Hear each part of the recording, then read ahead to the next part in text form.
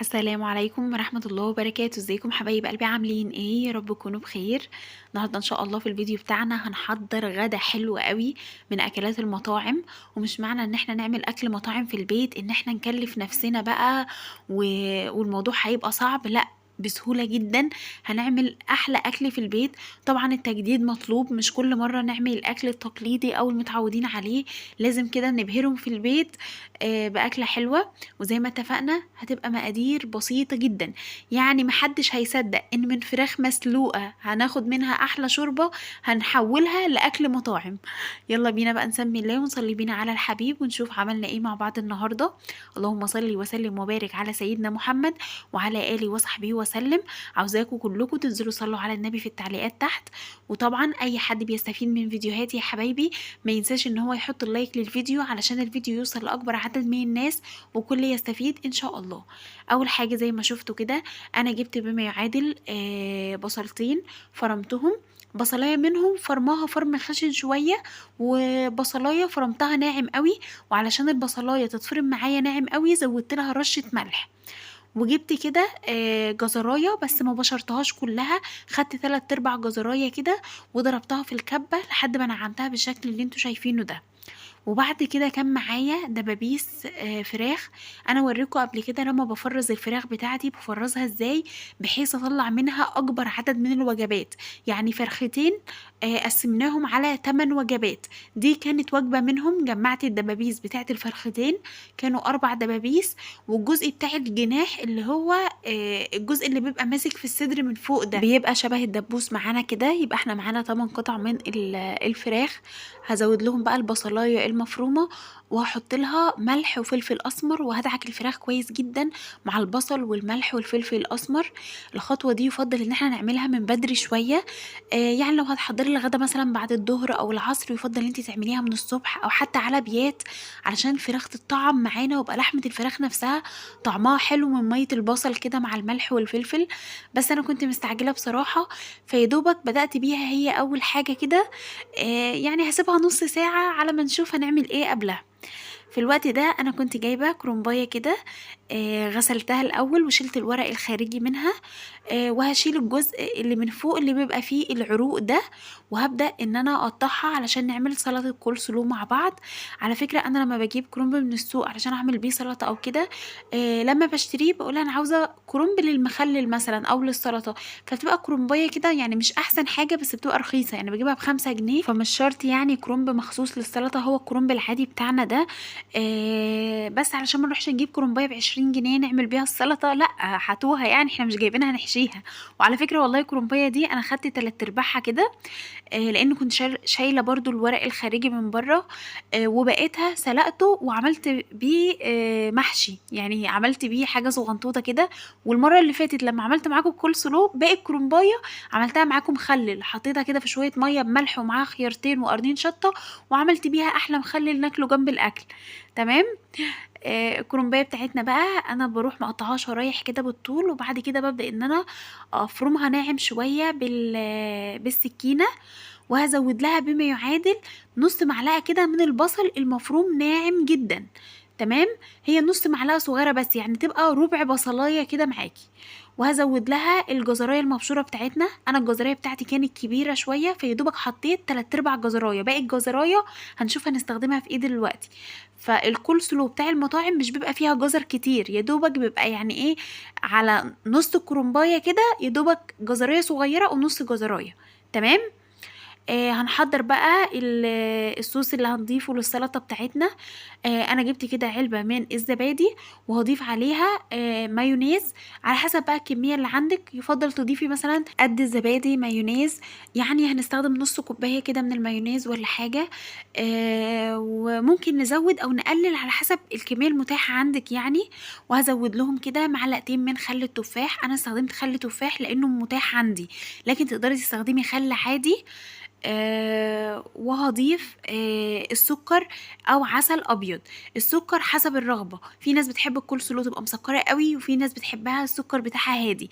انا بالنسبه لي بضيف من معلقتين ل4 معالق من المعالق الصغيره. النهارده انا ضفت 3 معالق صغيرين كده من السكر، وفي الاخر بدوقها لو حسيت ان هي محتاجه بزود لها، وضفت لها نص معلقه صغيره من الملح، ورشه كده ما بين صوابع ايديا من الفلفل الاسمر، وربع معلقه كده من البابريكا. وكده خلاص الصوص بتاعنا بقى جاهز. الصوص طبعا احنا بنضيف له زبادي علشان نزود الكميه.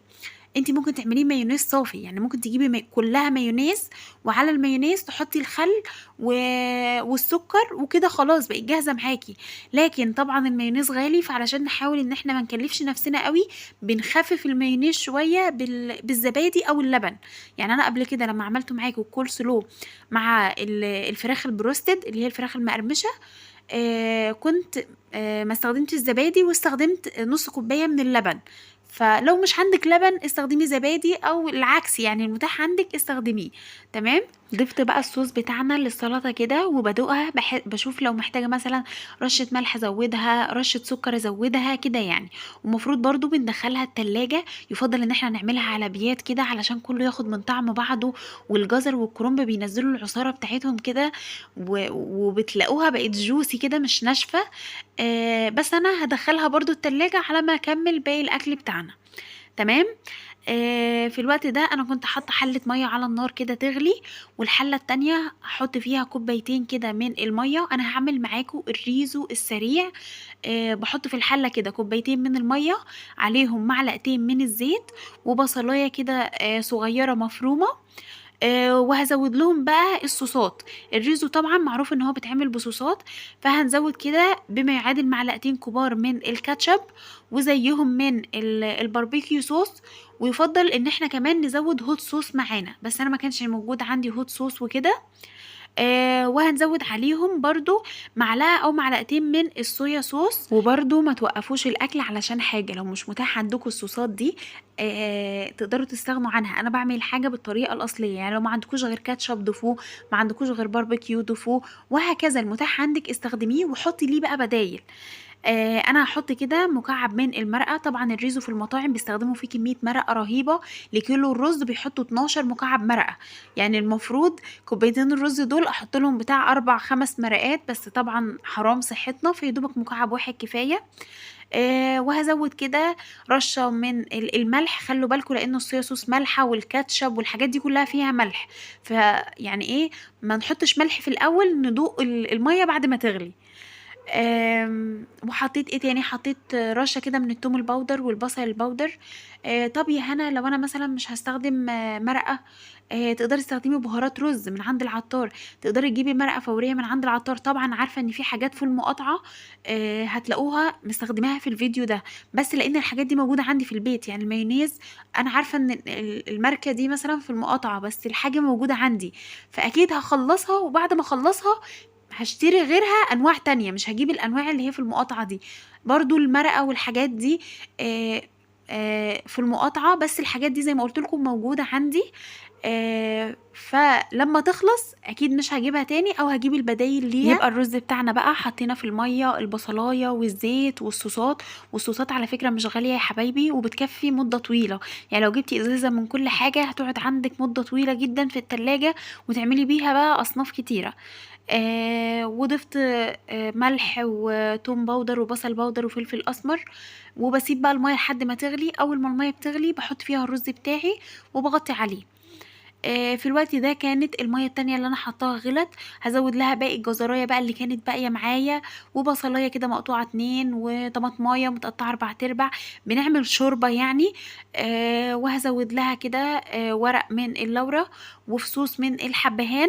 بس فصوص الحبهان بحب كده ان انا اكسرها الاول قبل ما احطها في الشوربه، بتخلي طعم الشوربه معانا احلى. ودبابيس الفراخ بتاعتي بقى اللي انا كنت حطاها، كان بقالها يعني على ما حضرت السلطه وحضرت الرز الاول ممكن حوالي ربع ساعه كده ولا حاجه. فحطها بقى في الميه بتاعتنا اللي بتغلي، بس مش هحطها بكل التتبيله اللي عليها، لان انا مش عاوزه الشوربه تبقى يعني انا عاوزه الشوربه تبقى رايقه كده وصافيه، مش عاوزه فيها بقى بصل مبشور كتير وحاجات من دي كتير. فبحط الفراخ باللي عليها، يعني بشويه البصل اللي عليها، لكن باقي كميه البصل اللي موجوده في الطبق بتاعي انا مش هضيفها، علشان بس الشوربه ما تبقاش معانا متعكره كده، انا عاوزاها شوربه رايقه. وفي الشوربه بتاعتنا انا ضفت رشه بسيطه من الفلفل، لان كده كده الفراخ كنت دعكاها بملح وفلفل اسمر، عشان برضو ما يبقاش لونها غامق معانا. هغطي عليها واسيب الفراخ تستوي معانا 3/4 سوا كده ولا حاجه. في الوقت ده كان الرز بتاعنا بدأ انه يتشرب الميه. اي رز فيه صوصات ما بنستناش انه يتشرب كل كميه الميه وبعدين نقلبه علشان ما يلزقش معاكي. لما تلاقي الرز لسه فيه كده شويه من السوائل، ابداي قلبيه. زي ما شفت الرز انا بدأت اقلبه وهو كان فيه سوائل، على ما قلبته كان اتشرب كل السوائل اللي فيه. هوطي عليه على نار هاديه خالص. انا نقلته على نار تانية وهسيبه بقى يكمل التسويه بتاعته على الهادي. جبت بقى حلة مية على النار كده وحطيت فيها معلقة من الملح، وهغطي عليها واسيب المية بتاعتنا دي لحد ما تغلي. بالنسبة للرز يا حبايبي برضو حابة اقول نقطة، الناس اللي مش عندها صوصات تقدر ان هي تعمل رز مبهر عادي. تضيف مثلا تضيف معلقة كده من الكاري او بهارات الرز وتعمله شبه الرز الاصفر اللي احنا بنعمله عادي يعني. تعملوا رز مبهر. انا عملت معاكم الرز المبهر كتير قبل كده. انا مش عاوزه البخكم معايا يعني، بس انا برضو حبيت انبه ان انتوا ما توقفوش الوصفه علشان حاجه، اعملوا بالمتاح عندكم. جبت هنا بطاطستين كده وقطعتهم صوابع، بس بقطع البطاطس بتاعتي صوابع محمله شويه تخينه شويه كده. وهنا انا هحضر بريدنج كده. انا جبت هنا حوالي 3 معالق من النشا، وهزود لهم بقى شويه من البهارات. هزود لهم توم باودر، وهزود لهم بصل باودر، هزود لهم فلفل اسمر، هزود لهم كاري، هزود لهم رشه من الكركم. بس انا اتلخبطت وبدل ما اضيف كركم ضفت بودره لون الزعفران، فاللون في الاخر هيبقى اصفر معانا قوي. آه انا المفروض اصلا هضيف كوبايه من الدقيق، يعني احنا المفروض كوبايه الدقيق نحط عليها 3 معالق من النشا والبهارات بتاعتنا دي. بس انا اكتشفت وانا بعملها ان مفيش دقيق عندي. فقلت احضر الخلطه دي على ما اجيب دقيق، يعني انا بعت اجيب دقيق كان لسه جاي لي يعني. فحضرت الخلطه بتاعتنا. يبقى كوبايه الدقيق هنحط عليها 3 معالق من النشا والبهارات، ملح، فلفل اسمر، توم باودر، بصل باودر، بابريكا، كاري، رشه من الكركم، ونص معلقه صغيره من البيكنج باودر. ما نزودوش علشان الكفر بتاعنا ما ينفش قوي في الزيت وما يشربش زيت كتير. تمام. بس انا برضو من لبختي لما لقيت بقى ما فيش دقيق وبتصل وعاوزه دقيق ومش عارفه ايه وكده، فضفت البيكنج باودر مرتين. يعني ضفت نص معلقه صغيره وبعد كده رجعت ضفت نص معلقه صغيره تاني. آه ف فما تزودوش في البيكنج باودر وتغلطوا غلطتي، علشان البيكنج باودر بيخلي البريدنج ينفش قوي في الزيت وكمان يشرب معاكي زيت، على عكس النشا هي اللي بتخلي الحاجه بقى تبقى مقرمشه قوي وما تشربش معاكي اي زيت خالص. لما الميه بتاعتنا بقى غلت هحط فيها البطاطس اللي احنا كنا مقطعينها كده في الميه. يا دوبك هسيبها دقيقتين في الميه مش اكتر من كده. انا عاوزه البطاطس بتاعتي تبقى نص سوا، البطاطس تبقى متماسكه كده لسه ماسكه نفسها، مش عاوزه البطاطس بقى تبقى مهريه كده. لا، هو يا دوبك حطيتها كده في الميه وهسيبها يا دوبك دقيقتين 3 دقايق بكتير قوي، وهبدا ان انا اطلعها. في الوقت ده كانت الفراخ بتاعتنا اتسلقت 3/4 سوا كده، وكانت عامله معانا احلى شوربه رايقه وجميله. انا بحب بصراحه ان انا اسلق الفراخ، خصوصا ان انا عندي بنوته صغيره. اكيد الناس اللي عندهم اطفال صغيرين كده عارفين المشكله دي، ان انتي اي اكل بتحبي تعمليه لازم يبقى فيه شوربه. هما بياخدوا شويه رز بشوربه، شوربه لسان عصفور. فانا بقيت استغل ان انا اسلق اي حاجه قبل ما اعملها علشان اخد منها شوربه الاول. غير برضو انها بتبقى مفيده لو حابه ان انت تعملي طبق ملوخيه تاني يوم. بعين كيس الشوربه كده في الفريزر، عايزه اعمل زي ما قلت لكم ملوخيه في يوم، او اسقي بيه محشي كده يعني بيبقى موجود. البطاطس بتاعتنا يا دوبك سبتها زي ما قلت لكم دقيقتين او 3 بالكتير، كانت لسه متماسكه كده نص سوا. طلعتها في مصفى علشان تصفي اي ميه زياده فيها. وهنا كان خلاص الدقيق جه، فروحت مزوده كوبايه الدقيق. وقلبت البريدنج بتاعنا وبدوقه كده بطرف صباعي، يعني عاوزه الملح بتاعه يكون مظبوط. والفراخ بتاعتنا حطيتها كده في الدقيق، هبدرها وهنفضها من اي دقيق زياده. انا عاوزه طبقه دقيق خفيفه معايا كده. وزي ما قلت لكم الفراخ يفضل ان احنا نكون نقعينها في البصل المبشور والملح والفلفل ده على بيات كمان. يعني يا ريت لو على بيات او من الصبح مثلا، بحيث طعم اللحمه نفسه يتطعم. والدقيق احنا كمان مبهرينه بتبهير حلو كده، فالبريدنج نفسه برضو هيكون طعمه حلو معانا. كده انا حطيت الفراخ بتاعتي كده في الدقيق. انا ما عملتش كل الفراخ، انا سبت دبوس كده مسلوق لبنوتي في الشوربه، علشان هحمر شويه لسان عصفور وهزودهم شوربه، وتاكل هي بقى فراخ مسلوقه ولسان عصفور، لان هي ملهاش في الاكل ده قوي. الدقيق بتاعنا بقى هبدأ ان انا ازوده ميه كده بالتدريج علشان اعمله شبه العجينه معايا. وطبعا الفراخ مسلوقه، فعادي احط البطاطس بعدها، فاهمين؟ على عكس لو الفراخ نيه. لو الفراخ نيه كنت هعمل البطاطس الاول وبعدها الفراخ، لكن هنا الفراخ مستويه عادي فمش هتفرق معايا يعني. ببدأ ان انا ازود ميه بالتدريج كده. انا عاوزه قوام العجينه معانا تقيل مش خفيف، يعني عاوزاه زي قوام البان كيك كده، اتقل من قوام الكريب. يعني بصوا، تعرفوا ازاي ان العجينه وصلت لقوام مظبوط كده؟ بحط صباعي فيها كده الاقي العجينه مسكت على صباعي، ما بتقعش كده بكل سهوله او شفافه كده، لا تبقى تقيله كده على ايدي. وبدوقها برضو بشوف لو محتاجه ملح ولا لا. وشايفين هنا لون العجينه معانا لونه اصفر مزهزه ازاي؟ ده لاني ضفت رشه كده بودره لون الزعفران. وبعد كده اكتشفت ان انا كنت ناويه احط كركم، اكتشفت ان انا حطيت بودره لون الزعفران بالغلط يعني. ورجعت زودت كركم، بس الكركم تزودوا رشه بسيطه لان نكهته حاده قوي. لو زودنا من الكركم هتحسوا ان طعمه طغى على كل البهارات اللي احنا حاطينها. ولو عندكم برضو بهارات بطاطس، حطوا كيس كده من بهارات البطاطس مع الخلطه دي مع العجينه دي، بيديها طعم حلو قوي. البطاطس بتاعتنا رحت حطاها في العجينه اللي احنا عملناها دي، وقلبتها بايدي علشان بس لو قلبتها بمعلقه ممكن البطاطس تتكسر معانا. وهركنها على جنب برضو. يفضل ان احنا نسيب البطاطس في العجينه دي نص ساعه حتى ولا حاجه عشان تتطعم برضو منها. بس انا يا دوبك هسيبها على ما احمر الفراخ بتاعتنا. الفراخ يا دوبك تاخد لون ذهبي من هنا ومن هنا، بروح مطلعاها. كده كده الفراخ بتاعتنا يعني تعتبر كده استوت خلاص، كانت 3/4 سوا، ولما حمرتها كملت التسويه برضو. ولسه هنعمل لها برضو صوص دلوقتي، يعني احنا مش هناكلها كده. بالنسبه بقى للبطاطس بتاعتنا، ببدأ ان انا اطلعها كده من العجينه على الزيت. بس هتحسوا ان البطاطس نفشت معايا بزياده شويه، لان زي ما قلت لكم انا بالغلط حطيت البيكنج باودر مرتين. بصوا انا بيجي عليا ايام كده وانا بطبخ بحس ان انا عقلي مش فيا خالص، كل شويه اعمل حاجه غلط. يعني اوقات بزود الاكل ملح مرتين وفي الاخر اكتشف واحنا بناكل ان الاكل مالح قوي. يعني دي بتحصل معايا كتير مؤخرا، ان انا انسى ان انا حطيت ملح الاكل واحط ملح مره واتنين كمان. فالواحد والله مش عارف، التركيز بقى في ذمة الله. المهم البطاطس بتاعتنا كده انا بحمرها على نار متوسطة، مش على نار عالية قوي علشان البطاطس ما تحمرش وهي لسه العجينة نفسها نية والبطاطس ما كملتش تسوية. انا بخلي الزيت معانا سخن، بس سخن على نار متوسطة.